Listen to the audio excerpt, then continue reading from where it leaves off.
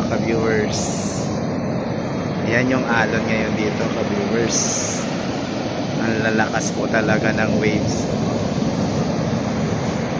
Maabot po dito yung tubig. Ayan, malapit na sa pag sobrang lakas dyan sa Kubo-Kubo. Doon din sa malayo, doon sa malayo mga ka-viewers. Ayan, umaabot dito sa atin, no? Mga ka-viewers, umaabot dito yung alon niya talagang sa mga ganitong pagkakataon po talagang walang pwedeng paglakas loob na lumaot. Ganyan po kalalakas ang alon mga ka-viewers. Lakas-lakas po niyan. Umaabot dito, malapit na po dito sa may mga bangka. Ayan ganyan po kalakas talagang walang sino man pong mangingisda ang mga mangahas o maglalakas loob na mangisda. Dahil sigurado dyan pa lang sa dalampasigan na yan, tutumba na ho o tataob na po ang kanilang mga bangka. Ayan imagine nyo po ganyan kalakas po. Okay, ayan umaabot dito sa atin.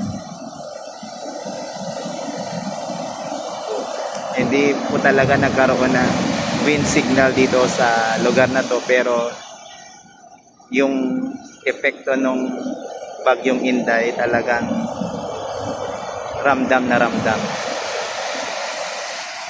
Ganyan kalakas ang waves dito. Ayan. Matataas, malalaki po ang alon. Talagang nakakatakot.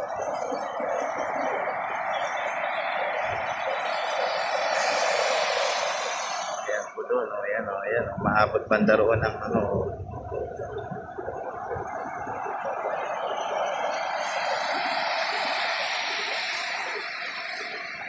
ilang araw kaya aabutin ito. Malamang hanggang bukas hindi pa rin pwedeng lumaot ang mga mangingisda kasi kung mapapansin niyo talagang matataas ang alon. Sa banda roon pa lang kita mo nang malalaki na yung alon. So talagang ayan, inaabot po tayo ng tubig dito. Ayan, malapit na sa mga bangka. So, yung ganyang kalalakas na alon, delikado talaga yan. Lalaki, oh.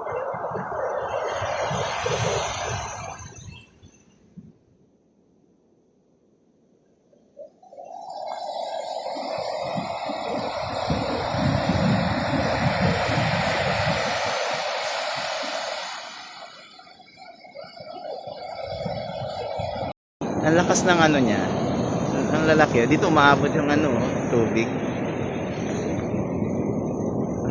Doon din sa banda ron talagang makikita mo yung waves, talagang nakakatakot.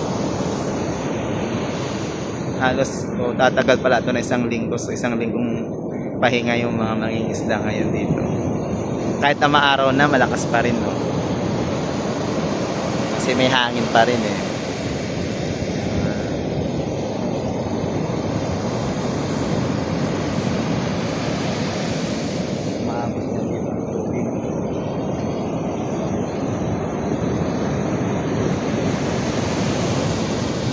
maaraw na pero malakas talaga siya.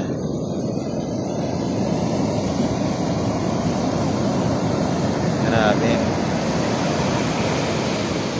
Ngayon ko lang nakita itong ganito siya kalalaki yung alon.